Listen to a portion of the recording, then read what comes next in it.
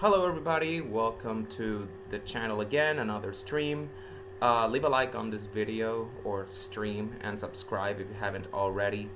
Uh, Today we're going to talk about the Truck Series race at Kansas that happened last night. So a little bit of a background. I'm really hyped about this race. At Kansas because as you guys know already, Kansas is has really become one of my favorite 1.5 mile tracks in the past couple of years, especially with the racing that we have seen in the Gen 7 era. Of course, talking about the Cup Series here, but even in the Truck Series, Kansas has been a pretty racy track for the most part. So I really had very high hopes for this race. Again, as always, there was a bit of a cloud cover and a bit of mist in the early afternoon, but fortunately it did not affect the race in any way, even though the race started under an overcast sky and some rain clouds. But Mother Nature has been cooperating as of late, so not a big deal there. So Chase Birdie started this race on the pole, and correct me if I'm wrong, but I do believe this is his first pole of the season. Let me double check here. Yeah, I want to make sure I got this right. But I am pretty sure that this is Chase Birdie's first pole of the season.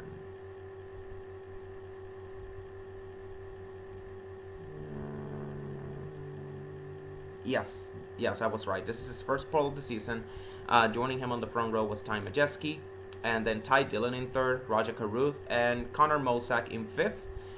So all three Spire cars started out in the top 5. Connor Mosak, obviously their latest signing, he will be making some starts for Junior Motorsports in the number 88 Xfinity car. You may know him as that part-time driver that has been racing for Joe Gibbs and Sam Hunt Racing for Toyota in the Xfinity Series. It looks like he was released from his Toyota contract and he signed a deal with Chevrolet now. He's now part of the Chevy camp. And he comes with some momentum after winning the ARCA race earlier that day over none other than a JGR Toyota, Tanner Gray. Daniel Dye 6th, Jake Garcia 7th, Stuart Friesen 8th, Zane Smith 9th, and Christian Eckes running out the top 10 in qualifying. So as you can see, a lot of unlikely faces up front, while the big dogs, they started a bit further back. You see Ben Rhodes in 11th, Tyler Ankrum 12th, the Corey Heim 13th, Matt Crafton 14th. So yeah, a lot of the more known established drivers starting in the back. Of course, you also got Mac Mills 15th and Grant M. Finger 16th. Then the Gray brothers, Taylor 17th, Tanner 18th, and Brett Moffitt in 19th, making his first Truck Series start of the year, now running the one truck for Tricon Garage. And behind him, Cameron Waters, making his second start of the season in the number 66 for ThorSport. Then a little bit further behind, Caden Honeycutt in 23rd. He is driving that 45 for Nice. Lane Riggs 35th. Jennifer Jo Cobb in 30th. This is his first start of the season. He's making her return to the Truck Series. I do believe Kansas is her home track too, so I'm not really that surprised to see her making her first start of the season in that race. Nick Sanchez 31st, Timmy Hill 32nd, and Mason Massey 33rd. Running out the field. There were only 33 trucks who showed up, so no one failed to qualify. The latter three, talking about Sanchez, Hill, and Massey, they're starting at the rear due to unapproved adjustments. And in the case of Nick Sanchez, multiple pre-race inspection failures. Joining them are also Jake Garcia, who's also starting at the rear due to unapproved adjustments, as well as Matt Mills, who qualified 15th, but he was late to the starting grid after making a last-minute change to I believe it was the wiring harness that obviously kept them in the garage even after the command to fire engines. Obviously, that's an unapproved adjustment, so he will be starting at the rear as well. He lost his starting position of 15th. So as soon as the green flag dropped, this is stage 1, the field went 3 wide, 4 wide behind the race leader at Chase Birdie. Unfortunately, or fortunately, depending on how much faith you have on these drivers in those close quarter situation, Majeski blows a left front tire on lap 2. He was already out of shape from the get-go due to that tire being flat from the start, and he hits the wall. The caution comes out. This was pretty reminiscent of last year's Cup race in the fall when Truex blew a tire in the opening laps because it was flat from the get-go and that led to an early DNF. Just like what happened to Majeski, just making his best impression of MTJ there. But yeah, after that little hiccup, the real race begins now on the restart. Purdy leads the first couple of laps, but he soon gets company from Christian Eckes, Zane Smith, and Corey Heim. All three of them started outside the top 5, by the way. And not even 10 laps in, they are already fighting for the lead. So Zane Smith and Corey Heim, they managed to get by the 77, and they proceed to battle it out for the lead. A battle which Corey Heim eventually wins out in the long run. Meanwhile, we are also treated to Nick Sanchez slicing and dicing his way through the field after starting from the rear. Thankfully, no caution came out during all of this. Stage 1 went green all the way. We had a moment though with Stuart Friesen hitting the wall of turn 4 while he was running 13th. He managed to come down pit road under green though to repair some damage. Another driver who really surprised me was Caden Honeycutt. He went from 23rd all the way up to 5th in stage 1. And like I said, stage 1 went green all the way, which means that we got some comers and goers there. Corey Heim ended up winning the stage with Zane Smith 2nd. Christian Eckes managed to get by Chase Birdie in 3rd after struggling to pass him for most of the stage. Birdie settles for 4th, then Caden Honeycutt 5th, Ben Rhodes, Connor Mosack, Tyler Ankrum, Ty Dillon, and Daniel Dye rounding out the top 10. Nick Sanchez, he manages to rally back to 13th after starting from the rear, so that was a pretty fun stage overall. So we go to pit road. The leader's pit. Eckes wins the race of pit road. Caden Honeycutt up to 2nd. Corey Heim falls to 4th after a slow stop on the left side of the car. I believe it was the left rear, but could have been the left front as well. As well as Chase Birdie and Ben Rhodes, they dropped to 8th and 9th respectively. Nick Sanchez is the big winner, going from 13th all the way up to 5th. We got a couple of penalties though on this sequence. Cam Waters to the rear for an uncontrolled tire, as well as Jake Garcia for equipment interference. Dean Thompson, Thad Moffitt, and Daniel Dye. Gosh, I'm sneezing big time. But yeah, Dean Thompson, Thad Moffitt, and Daniel Dye penalized for speeding, as well as Jennifer Jo Cobb due to men over the wall too soon. Lawless Allen also overshot his pit stall. He hit a crew member in the process, one of his own crew members in the process. Thankfully, that crew member was fine. I believe it was the front tire changer. I do believe it was, but yeah, he was taken to the care center, but he was obviously fine.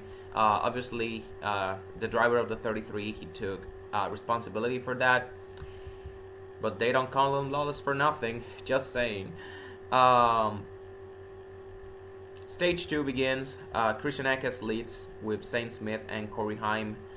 They both get by Caden Honeycutt for 2nd and 3rd, and they immediately challenge the 19 for the lead. Sanchez tries to follow suit with a 3-wide move on the restart, but he gets loose, and then he gets caught in the soccer hole.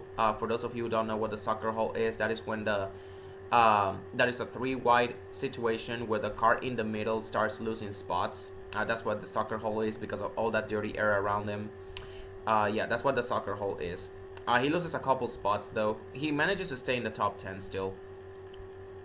Up front though, the battle for the lead heats up. Zane Smith and Corey Heim, they eventually pass Eckes.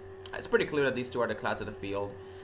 This time around though, Zane Smith is able to hold the 11 off and pull away to win stage 2, leaving Corey Heim to settle for 2nd.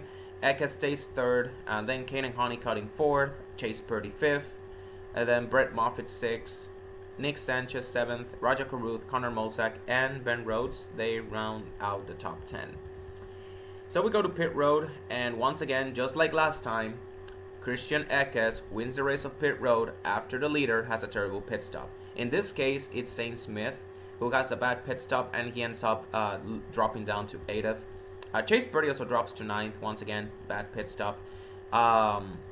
Nick Sanchez moves up to 4th. He picks up a couple of positions again. Mosack moves up to 6th, Tanner Gray moves up to 7th, and Bailey Curry moves up to 10th. And Tyler Ankrum gets penalized for a safety violation. Then we go to stage 3. This restart was wild, if not even wilder than the one that we had in stage 1. We got trucks out of shape, 3 wide, 4 wide, close quarters racing. multiple lead changes, and a few comers and goers as well.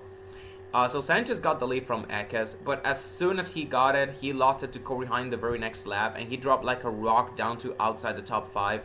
It obviously didn't help that the truck was loose. The moment he got the lead, he was like slipping and sliding. He had a moment after he got the lead. He got loose right in front of Christian Ekes, and that kind of stacked up the entire field behind them. I believe there was like 7 or 8 cars battling for the lead, like about half a second between each other, but that was awesome to watch. Obviously Corey Heim came out with the lead on that as Nick Sanchez started dropping back. But the driver that everyone was looking at on this run was none other than Caden Honeycutt.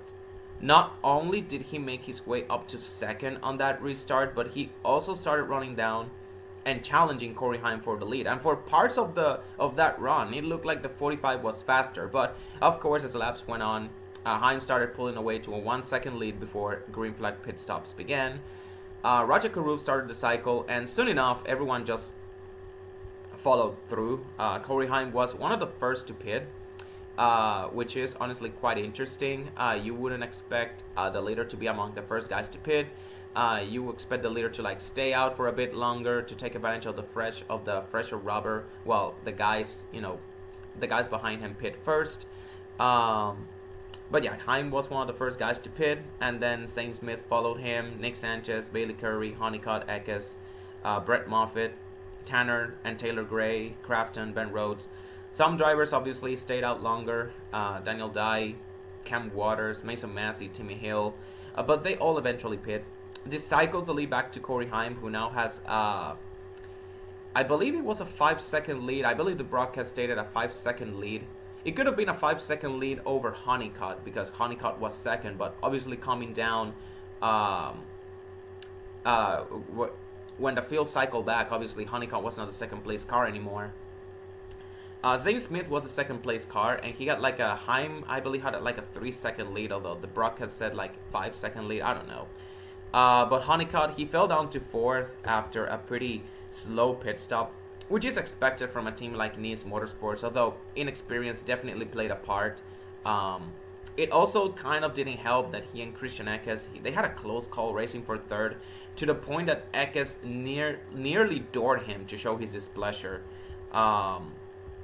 Also, another close call that we had, Taylor Gray. He scraped the wall in turns 1 and 2, and he got a flat right front tire out of it. He was running in 9th place too at the time, so obviously that would force him to pit under green. But fortunately, again, no caution comes out.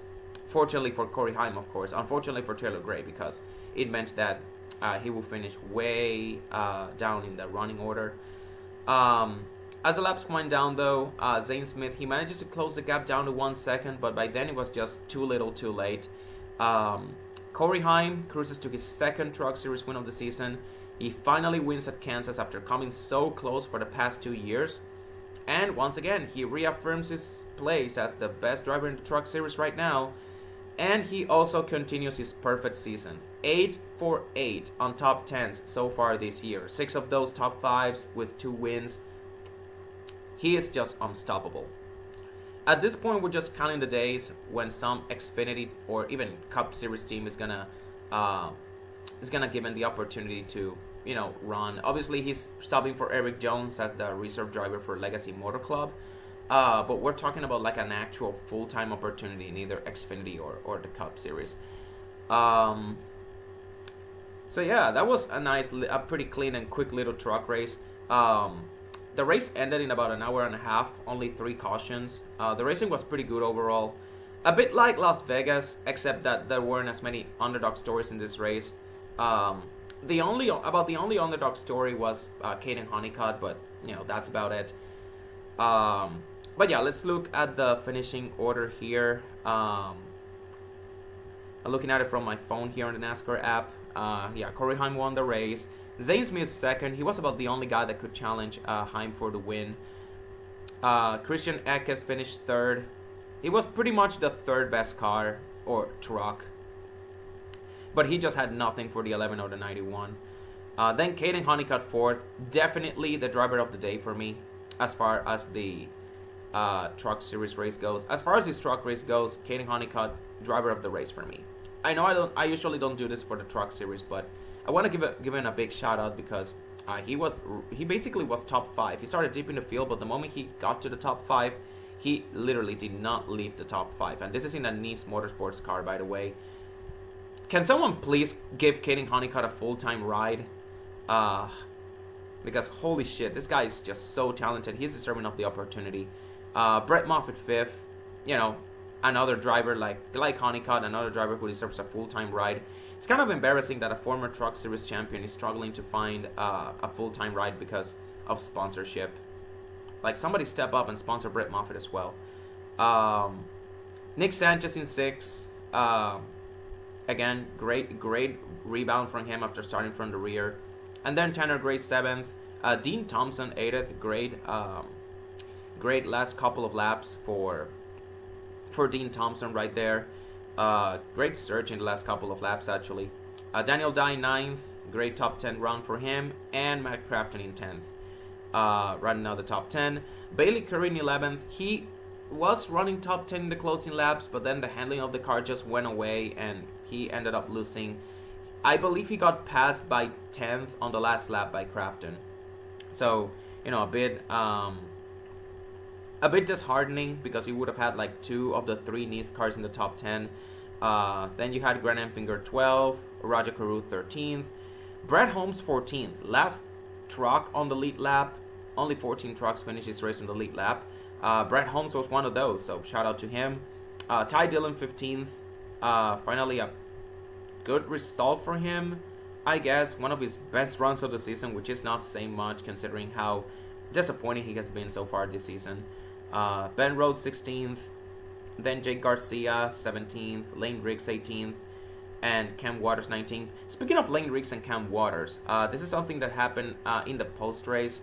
Obviously, you know, Fox, NASCAR, well, obviously NASCAR acknowledged it after the race, but Fox, they didn't. I believe they made some mention of that though. Yeah, they actually showed it, but they didn't like show that like the replay, the moment that caused like that disagreement there. But yeah, after the race, Lane Riggs and Cam Waters, they had some sort of a disagreement. They confronted each other on pit road after the race. Obviously, no punches were thrown or anything, but you could see that Lane Riggs was clearly upset at Cameron Waters for, you know, racing, for you know, I guess basically racing him hard, almost like pinching him into the wall. To be fair, and I like Lane Riggs, you know, I like Lane Riggs, but Cam Waters, I feel that he just got loose. I mean, he has a right to be mad, obviously, because, you know, he almost got pinched in the wall, but I don't think that Cam Waters did anything inherently wrong. He just got loose and he tried to get it straightened out. It just so happened that Lane Riggs was there. So pretty unfortunate, but nothing malicious. Although, again, I don't blame Lane Riggs for being mad. But hey, at least he got the position in the end.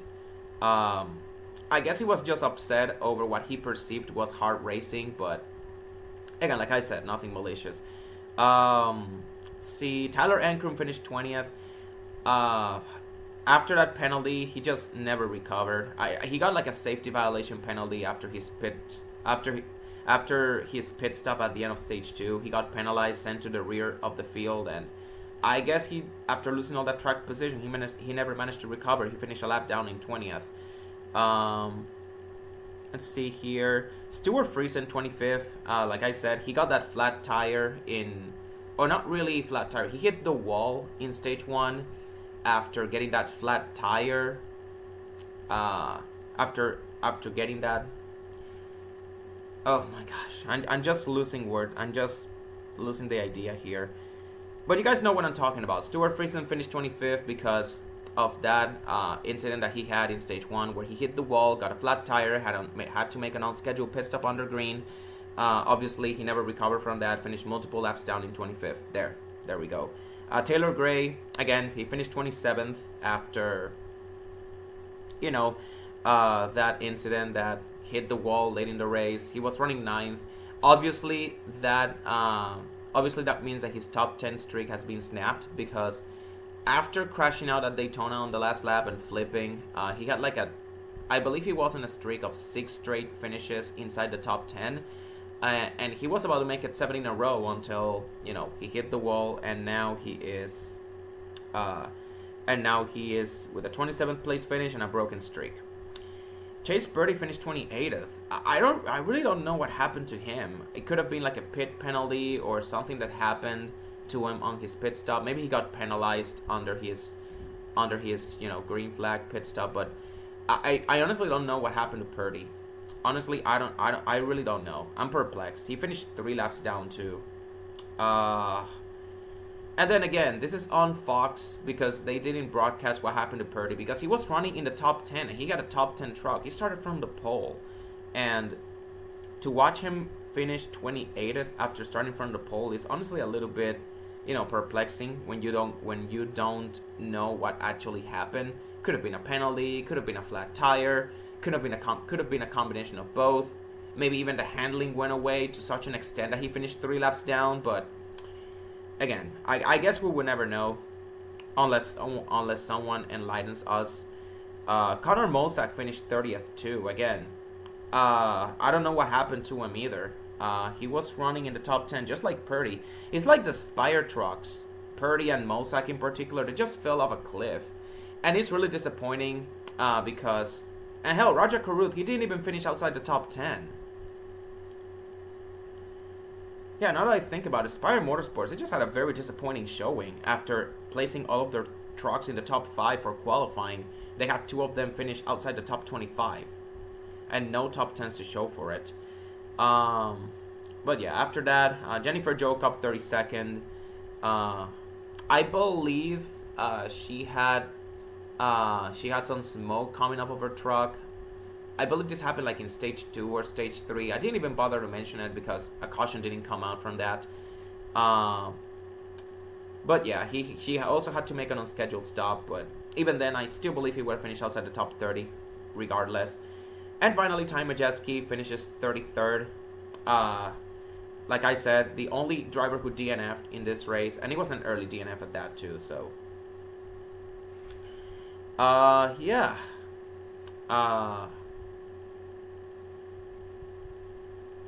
I guess that was a race.